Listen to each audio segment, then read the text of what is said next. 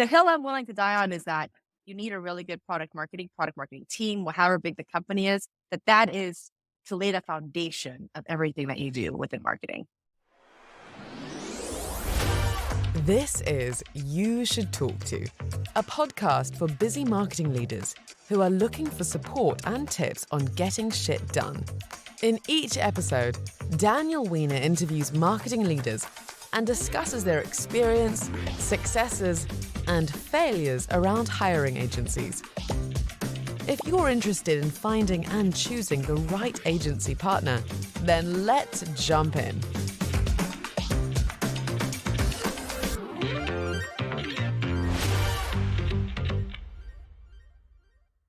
Hello and welcome to another episode of the You Should Talk To podcast. I am Daniel Weiner, your host, your sponsor, all the things. You Should Talk To pairs brands and marketers for free with vetted agencies and or freelancers because it is easy to find an agency. It is very difficult to find the right agency. Today I am joined by Helen Piña, who is VP of Marketing at White Cup. Helen, thank you so much for joining. Hi, thank you so much for having me. Yeah, this is a little bit of a different structure. You're the first person I've interviewed that I've done a full, robust RFP process with. So this should be even more exciting since we know each other so well and we made it through to tell the tale. Yes, that's awesome. I didn't realize that. Helen, what is White Cup? Oh, great question. We are a CRM company for distributors specifically. So there are so many CRMs out there, but we believe that it's just so important for distributors who have very specific needs to have a CRM that's tailored specifically for them. Yeah, it makes total sense. They distributors, manufacturers, they run the world. They really do. Yes, absolutely. And they have so much data already that a lot of well. And so we give them the tools that they need to be able to take action on that data and really be able to drive that revenue. That's awesome. What's an unpopular or spicy opinion you have in the marketing world in general, or a hill you're willing to die on? A hill I'm willing to die on. How do I I don't know get how get some popular- White Cup swag as well? I just know she had a White Cup shirt on. Well, we can Oh, talk yeah, about that let me off just take a sip camera. of my water here. I was Hold gonna on. say, hey, we love a shameless plug here. So It's yeah, a white cup, or a white cup, or oh, there's so many ways. that's marketing. It gets real fun. So a hill I will die on. I didn't think this was an unpopular opinion, just one that I felt really strongly about. But I actually told this to a peer of mine, and she was like, "What? Really?" I I believe very strongly that if I were to have a brand new marketing team, I don't even care what size of the company it is. Well, actually, that's that matters. Like earlier on would be very critical. I think that having the right or just a strong product marketer as that could even be like the first employee, the first marketing team member. That is I think the most critical. I strongly believe that without product marketing, nothing else matters. Like digital marketing gonna fail. Demand generation's not gonna be unless they get lucky and they're good product marketers innately. Nothing's gonna actually work out well if you don't know who you're marketing to, if you don't understand their problems, how your solutions actually solve their problems, what that right message is. Nothing really follows through well. So the hill I'm willing to die on is that you need a really good product marketing team, however big the company is, that is to lay the foundation of everything that you do within marketing. I like it. And a good unintentional segue to the meat of this podcast, which leads me to my next question. We did a pretty robust, in my world at least, search/RFP process for you, as well as a fractional product marketing search as well. Let's talk about it. We're now, I think you said 60 days removed from actually kicking off and stuff. How do you feel? Mm-hmm. How'd we do? I'm particularly curious. I don't always get this level of visibility, post opportunity from the brand. I'm curious. When we got first introduced, let's start there. What'd you think? Did you think I was entirely full of shit? Were you nervous? Were you like, who is this guy? What's he going to do for us? All that sort of stuff? Yeah. Or? So I'll talk about it before I even met you, Daniel. I knew that I was going to be hiring an agency. And so immediately you're like, okay, well, who am I going to even give this RFP to? Right. So I've got a big, network of CMOs. And so I went and to tap into my network, and everyone that I looked into, just everyone was like, you gotta talk to Daniel. You gotta talk to Daniel. You gotta talk to Daniel. I wasn't getting a list of agencies. I was just getting, you gotta talk to Daniel. I love it. And so I was like, okay, well, I gotta talk to Daniel. I went to your website. I was like, okay, yeah. I didn't know that this existed. This is like, like almost like a recruiter for agencies. Cool. That helps me out. And so then we talked, and at first, since you're asking, like, what did you think? I was like, well, he's making it just seem like very like this is a simple thing. It's very casual. Like, sure, you'll help provide some agencies, and I was just like, okay, well, I thought it was gonna be like a really serious thing, and like it's gonna be intense, and it did get right. It did get very intense, but I think your vibe is just not to be very intense, which was very helpful I throughout try. the entire process. To be honest. Yeah, It gets intense at the end when you eventually have to make a selection, but I do yeah, firmly it should be like I guess my overall thesis is RFPs suck in general, but they don't hmm have to, right? Like in their yeah, simplest form, it's talking to some people and going through a process. I think you guys were easier too because there were two decision makers, which makes it easier. There wasn't necessarily like a committee, so calendaring, hmm and it was straightforward. You defined the ask really well, so it made it easier. But no, I'm glad to hear that the first impression was so good and all that stuff. yeah. Of course. Let's talk about the process a little bit more. Like we ran in general, I introduced you to five agencies to start. You had kind of like an hmm intro slash vibe check call. You ended up shortlisting to roughly three agencies. During that process, did that feel like enough? Like, what's your advice to, another head of marketing, VP of marketing, CMO at another, Yeah, similar company on how to run this process? Did that feel like a good number to start? yeah. It really did. And honestly, at first, before I started talking to Daniel in my head, I was 20 agencies. I didn't even know who they were yet, right? But I thought that the more the better. And through your guidance, Daniel, it was like, well, maybe two or three. I was like, that's not enough, right? But like, I think the number that we did, the 5 to 6, maybe it was even up to 7 at one point, they start to dwindle down, right? Like you send the RFP to them, and not there's going to be like one or two that decide, no, not for me to even respond, right? And then you get the responses, and then a couple are like, no, those are let's not do this. So it it's a good number, I would say, to have like that 6 to 7 agencies. Anything more would be overwhelming. And because you end up getting too many options and you end up almost not knowing how to move forward. It's also about relevancy too. Like it would be hard to find 20 agencies on your own, even through me. Like if you asked me for 20 intros, I would have said that A, that's too many, and B, I don't have 20 agencies I recommend that like fit the needs of this RFP. But yeah, if Yes. you talked to five agencies and four of them weren't relevant, like then you'd be like, shit, like we gotta go find some more agencies to have those Right, conversations. It's a lot about exactly. relevancy, I would say too. Yeah.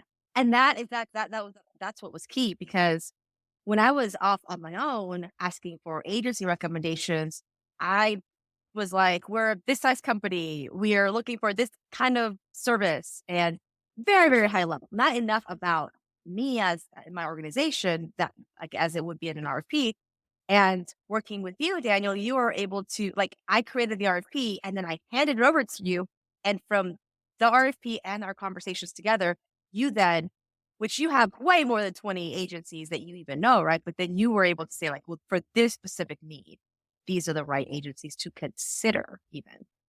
So that's what's important is to actually be considering agencies that are even relevant enough for what you're looking for Yeah, to I begin with. agree. Talk me through the evaluation process. Did you think from the beginning to the end, did your perspective change about how you all were evaluating? Like after the first round of calls, did your perspective change at all from like how you were picking and what you thought you needed and all that sort of stuff? And kind of like what ultimately led you to, the final round of two agencies and picking between them? What Yeah. was super important to you all as you were making the selection? Well, what was important to us, it really depended on our RFP, right? But I created a scoring scorecard, really, a scorecard. And with the scorecard, I weighted the different elements, right? And so agencies are agencies, right? So there's going to be usually there's going to be like some element of demand generation or creative or, content creation, et cetera, right?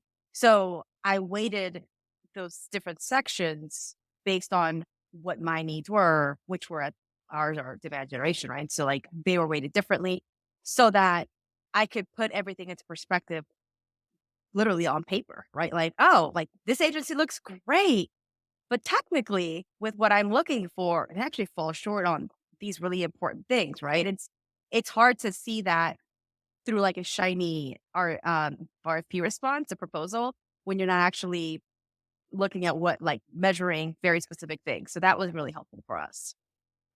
Nice. What was the ultimate thing though that like led to the selection? Like when you got towards the end and stuff, what was I'll phrase it in two different ways. Like what's something that led you to not move certain agencies forward? Was it just a gut? I send people scorecards all the time. In fact, right before this, Hmm. I sent a scorecard and I depends on the person. Like it makes it more scientific and more Hmm. objective, I would say, but I also feel like for some folks it's easier to pick just based on, hey, like everybody seems reasonably smart and like they're capable Yeah. and all that stuff, and you go by gut. What led you to rule out some of the agencies? Yeah.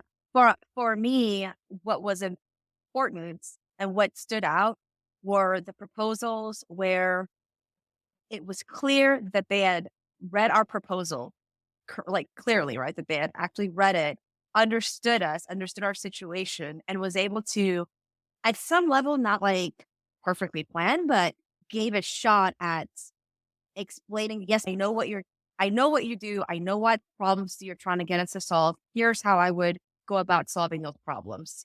And not all the proposals did that.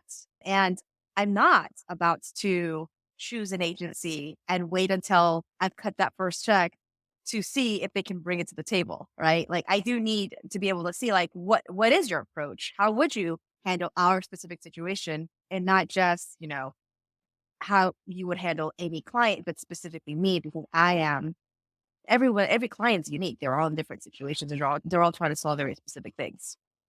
No, that's awesome. What's your 60 days in? It sounds like things are going pretty well so Mhm. far. Still in the honeymoon phase, I would say. Things are going well with the product marketers too. What's your advice to other marketing leaders on how to get the most out of their agency relationships? You guys have, seemingly done that super well so far. I This is beyond agency vendor realm, but basically expectations. Setting expectations very clearly from both sides, right? Like one of the as I was closer and towards the end of the RFP process, there was an entire conversation with my top agencies on for you to do what you are saying that you're going to do, what will you need from us, White Cup? Right? Because the last thing I want is it's day one and they're like, oh, yeah, I could do all of that, but you're going to need to, we're going to need these types of people from your team. We're going to need this kind of extra budget. I wanted to lay it all on the table. And I think another thing that has also helped is, and this might not be exactly what you're asking, but I partnered really closely with my CEO for this RFP process. And I think bringing in key stakeholders in the RFP process is important. Not everyone. I didn't bring in the entire SLT, right? I didn't involve my sales leader very much on it, right? He just wants me to drive pipeline. So I'll do Sure. that, right? But then what was really great is that when I did make the selection, my CEO was already very comfortable with it. So I didn't make the selection, launch them, kick them off from day one, and then start convincing my internal stakeholders, especially my CEO, that they were the right choice. Instead, I had my CEO as an advocate for me, my decision, and the agency, who could also be, you know, speaking about the agency within the organization to other leaders, to other, as he's in his own, meetings. So that was really helpful because that helped me be able to start running on day one with the agency with Outs confidence. Outside of working with me, of course, what do you think the overall key to a successful RFP process is? I will say, I'll give you my opinion. I'm curious. Yeah. You all are truthfully, not just because you're here, like such a wonderful case study because it was such a linear, well-run process, in my opinion. And it was start to finish 6 weeks, and it was It really was. a very thorough process, in my opinion. It didn't feel rushed. It was a fair fight, in my opinion, between all the agencies. There was no like, oh, we're probably going to work with these people, but we want to chat with some more and stuff like that. What do you Yeah. think led to say all that? I think it was because you all prioritized it so much is what I think the key is. Yeah. There's a lot of people who do Absolutely. robust RFP processes in the middle of 20 other things and they're not giving it the attention it deserves. And you all for 6 straight weeks gave it an obscene amount of attention, which it deserves and requires. What do you think was the Yeah. key to running such a successful process? I would say it's exactly that. Almost like I was obsessed with finding the right agency. I was also trying to be very fair about it. And you actually made a joke about it originally, Daniel. You're like, whoever your gut tells you is the right agency at like the very beginning, that's who you'll probably end up picking. And I didn't in You the did end, not. You were an right? outlier. I stand Because corrected. The I first time really I'd been was. wrong in my entire life, it was a very Yeah, tough yeah. decision for me to reconcile. No, it's just in the end, it's about the the overall goal, right? There's no ego in this. It's like do the work to get the right RFP. And in the RFP, I was just super honest, right? About how the things we didn't do well, the things that are well, like what our expectations are. So there's no needing to like sugarcoat. And that's another thing throughout all the conversation. I was like, look, do not tiptoe around things. We are here having this conversation because I need help on certain things. So if you're saying something is not good enough, say it, get it all out there so we can talk about it and move on. There's no reason to have like an ego, a big ego in any of this RFP process. But yeah, absolutely prioritizing it. I needed to get it moving fast and I did. And the agencies moved quickly with me, which was great. Right. But prioritizing it definitely was key. And just keeping in perspective what you're trying to achieve, which is, whatever your goal is within the RFP, that was my goal the entire time, which is how I wrote the RFP, which is what I was grading all the proposals against. And in the end, that's what helped me make my decision. It's awesome. Then my final question on the RFP process. So you get to the finals with two agencies. What do you think separated them from the others? And then what ultimately, like, I didn't talk to you guys during the like true, you being locked in a room deciding who you're going to pick. Like, what do you think ultimately led you? If there was, it might have been like, hey, both of them seem great. But like, the two-part question is what separated those two? And then what ultimately in Mhm. your mind, like, led to your final choice? Yeah. I think and I kind of said this earlier, but what separated them was they really seemed to understand us, understand our situation, and more importantly, they had actually solved this before for other companies like us. And that's Relevancy. just so important. But the fact that and I mean, I did reference checks, right? Like I called former or existing clients of theirs for all the top agencies. And that was just so important to be able for them to create proven agency, a proven that solve the problems that we're trying to get their help to solve for us. So that was key. And then ultimately, why did I choose the one that I chose? I think that both agencies were fantastic. I think that for us, White Cup, right now, at the time that we were making this decision, the one that we chose was the right one. That does not mean that the other agency might not be the right agency at another company that I might be at, or maybe at White Cup 2 years from now, because Sure. timing also matters, right? It's not just about it being a great like this agency that I'm working with might not be the right agency for another vendor today, right? 100%. It's about what you need and what your situation is at that moment. That's why I think it's always interesting, and it's humbling, and I'm flattered that when you asked a bunch of CMOs, they said chat with me. It's interesting to hear that. I talk about that all the time. Like if you post on LinkedIn or in a community or something, oftentimes you'll say like, "Hey, does anybody have a great agency for X?" And you'll get inundated with recommendations, but nobody asks a single question. If I did this exact process with the exact size company, exact budget, exact everything, even then the agency you chose is not necessarily right for them. It's so personality driven. So yeah, I always think Mhm. it's interesting when people blindly are just like throwing out recommendations. Obviously I'm biased, but like I want to go through such a robust process of getting to know just the people on the other end as well as the Right. company, because it's as much personality matching as it is capability and relevancy and all that sort of stuff. Totally. Absolutely. I completely agree with that as well.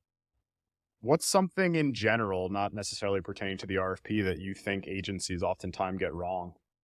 I'd say so there are a lot of an agency becomes an agency for a reason, right? They were doing whomever founded that agency was doing something really well to where they're like really confident about themselves. They're like, I could do more of this on my own and just spread out my services to everyone, right? But it's not as simple as just doing the same thing, however great it is for any client that you have. I think what makes an agency stand out is whether or not they're capable of understanding who your customer is and then having that right message as part of their efforts with your prospects, with your customers, whomever it is that you're having them target. And I think that agencies don't always do that. Some agencies are like, yeah, I can do that. Here's my template for that. Or like, here's how I'm going to handle that. Pick from A through these options, right? And it's just not that simple. No, it makes sense. Since I presume this is now your positive agency experience, can you think of a negative Mhm. agency experience you've had in the past and what made it negative? Yeah. I don't know if it's specifically their fault, but I think it was a bit of what I was just saying, where they were just it's so first of all, I was saying it's maybe not all up front because they were very siloed. They weren't, and of course, you're not always going to have just like the agency that does everything, right? But they were too siloed within the organization. And so in the end, it was like they were very expensive creative designers, right?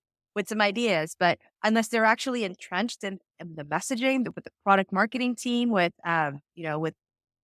with stakeholders from across the organization, not just marketing, the work's going to fall flat. It's going to look good, but is it really going to be delivering the results that you need them to deliver? Probably not. Yeah, no, that's a good point. I'm curious. I ask this to most CMOs these days, like, especially now more than ever. You had mentioned, like, oh, they ended up being, it sounds like not really like outcome driven. It was like, hey, we're just paying you a lot of money to like design some stuff. With economy where it's at, which is a weird spot, I would say, still layoffs and recession being floated around. What's your advice to leaders in general on how to get the most out of their agency bets? Like, you kind of need your agency bets to pan out now more than ever. How are you looking at testing and performance and all of that when like you need a more no bullshit approach, I would say, to like spending? Yeah, I would say, and this is something that I just learned myself actually with this agency. Trust your own gut as well. Don't just expect your agency to bring it 100%, right? So just yesterday, I created like a campaign brief template that I want them to follow because I was like missing some things weren't consistent enough, and I just kept asking. I was the one that was causing a lot of cycles just in the draft of this campaign template. I was like, this is ridiculous. Like, what are we doing here? So then I just like, look, I spent some little bit of time in the morning and I was like, let's just use this. Right. And I would have expected like that they would just always have their own like formal template that they always follow, but it was always a little bit different. And so I go back to the beginning where it's like, just trust your own gut. Don't just hand everything off to the agency and expect them to do it all, because they have that experience. A CMO also has a lot of experience and can provide guidance and reset expectations if needed for their agency. So you got to stay in there. You got to stay in it with them. You can't just go off, hire them, cut the check, and then let them like run free. You've got to be really managing them Yeah, and I think and it's being a also partner with them. yeah, absolutely. I think it's also important for agencies in that vein to remember like know your audience and like the template that works for you right now may not work for the other. Like you have to ebb and flow to For the sure. needs of your person. Mhm. And every single person has different needs and expectations, which is usually boiled down to just like communicate more, like, hey, Helen, we do Yeah. X, Y, and Z. Does that work for you? And you're like, yeah, kind of. Let's try it out. And then you go from there. There's just so many people who are like, I talk to on both sides, marketing leaders, agencies. They'll tell me stuff. And I'm like, did you guys talk to each other? And they're like, no, should we? I'm like, yeah, you guys should tell each other those things. Like, And that's a you're really good telling the wrong point. person. I'm not the right person to tell. Like, I'm done now. Yeah. Yeah, having that good communication, that's something that I love about my agency. We've been doing that since day one. Very open on both sides, If you need to pick up the phone or about whatever, but having that open communication on expectations both ways, right? We actually had this was maybe 2 weeks ago. It had been 6 weeks at that point. So we had a meeting with our account owners and just like, hey, it's been 6 weeks. Let's talk about it. How are we as clients? Is there anything that you need us to do differently? Here's a couple of things we would like differently from you. Did they Just all really start be cry? putting Did it they all all. start crying? No one does that. Were they like, thank you so much for asking us? They did love it though. They did. I They're was like, gonna oh my say, God, I'm of so glad that you course. you put this together. But yeah, and I even was like, hey, what could we have done differently? Here's something that I think we could have done differently. Like anything else? Because like I said earlier, like there's no ego in this. An ego is not going to help you in any way. It's only going to hold you back. So if there's something that they think we should be doing differently in order for them to be able to help us, I want to know that so that we can, if reasonable, make it happen. Right. It's also because, and like, I'm just super honest. Think more so than other people, you as a marketer, I presume, want any agency you hire to be successful, especially in the RFP context, because you probably don't want to do that again. You don't want to go through Yes. that process for 6 weeks. No, And exactly. they want to be successful because they want to retain your business for For sure. life, because It's they a want your win-win. money, because they want your money, Yeah. and they want, of course, to have good clients and stuff like that. But like, I think the more people are honest about those things, like the better off we'll be. Like, yeah, we should want each other to be wildly successful, so we don't have to go through this. Mhm. RFPs are exhausting. Exactly. I didn't even do it, and I was stressed for those 6 weeks, making sure everybody was doing what they were supposed to. A lot of moving Yeah. pieces. So, Yeah. what are you most excited about in the marketing space in general at the moment? How I'm not gonna say AI because you're gonna get that from everyone, although it Gotten is it too much, exciting. It Helen. really I need is. something different. And it is exciting though. You know what's exciting for me is, and this might just be not what you're expecting, but I've been doing this now for like 20 plus years and I'm really enjoying. And I remember when I was younger in marketing, people would say, "Oh my God, it's such a small world. So and so is now doing this, and so is now doing that." And oh, we used to work, and I was like, "Oh wow, like it must just be a coincidence."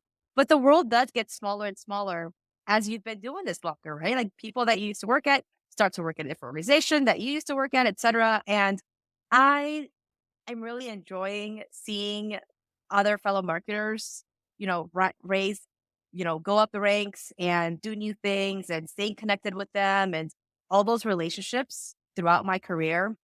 I really value them and just seeing what everyone's doing and me myself, right? Like I'm always trying to grow and be better. Um, I like that. I like that a lot. So it's probably not the AI answer you're expecting, Daniel, but it's a very people oriented answer that I think makes it exciting for me. I wasn't expecting anything. I agree. Like, the thing I'm most excited about, truthfully, is like I host dinners for CMOs and VPs of marketing, which of course is my way of getting in front of more CMOs and VPs of marketing. But I hosted one last week, and truthfully, it was 25 CMOs and VPs. And to your point, like, so many people were like, "Oh my God!" Like, the feedback we would get is like, "I hadn't seen so and so in 10 years since we worked together Mhm. at such and such brand," or I've talked to this person 20 times on LinkedIn, but like never met them. So I think it's like Yeah. everybody's craving more community, but also like the right community as well, not like wasting time and all that sort of stuff. So Yeah. Yes, absolutely. I agree with that. Totally.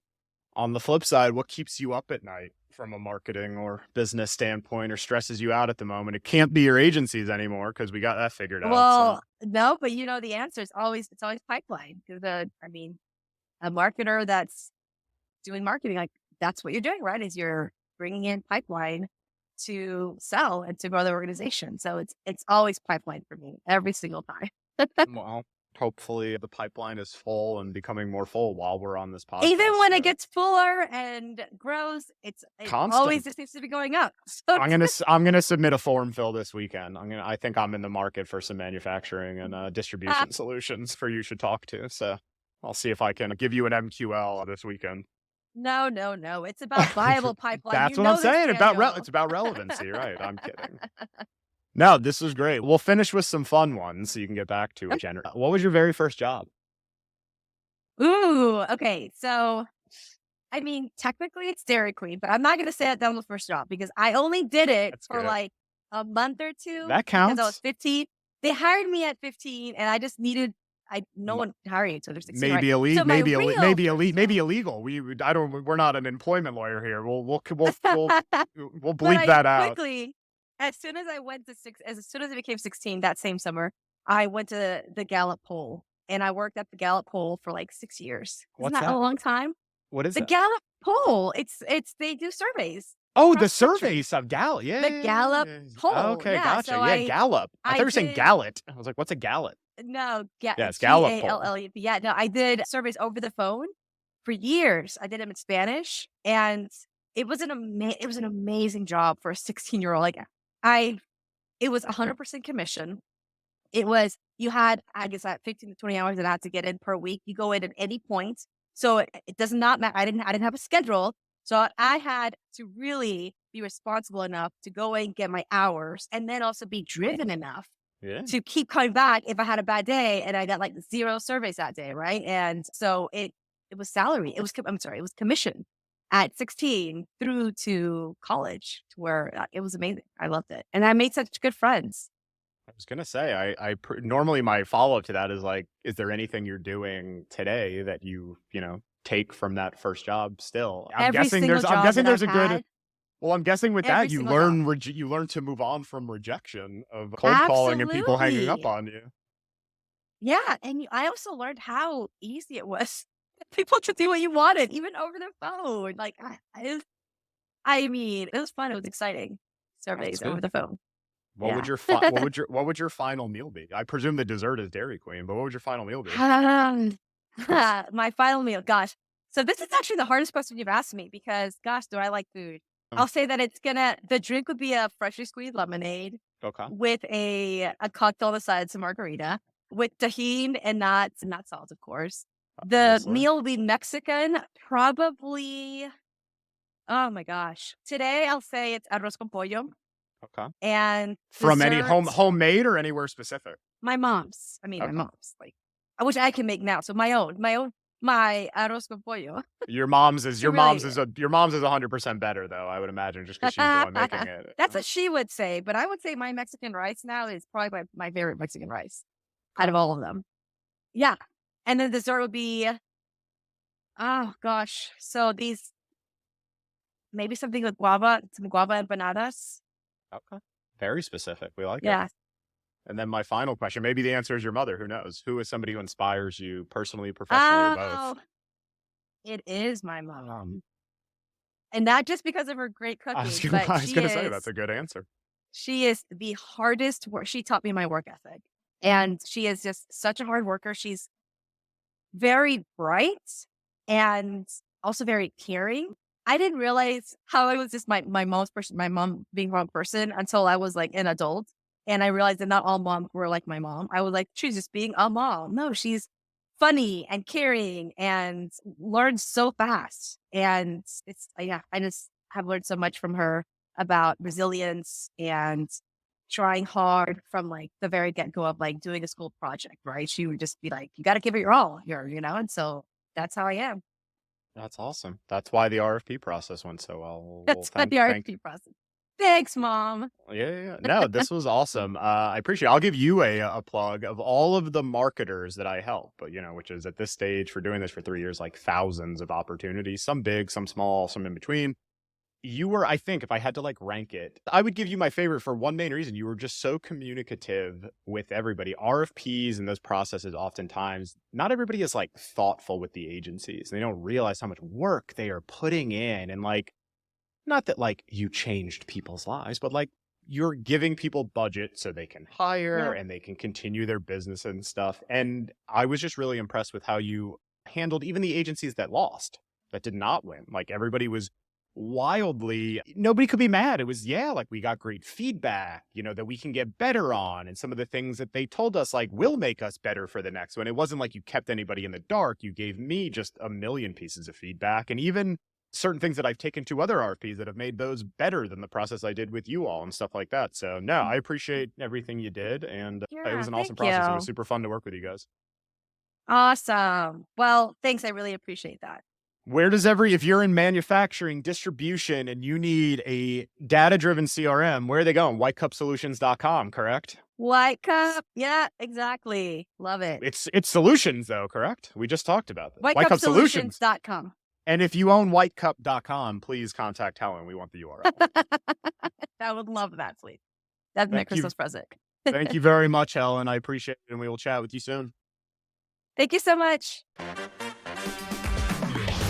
Thank you for checking out this episode of You Should Talk To. This show is brought to you by the company with the same name, You Should Talk To, a company that helps marketing leaders find the right agency or freelancer for their situation. If you enjoyed what you learned in this episode, make sure to follow You Should Talk To wherever you listen to your favorite podcasts, or visit YouShouldTalkTo.com for more information.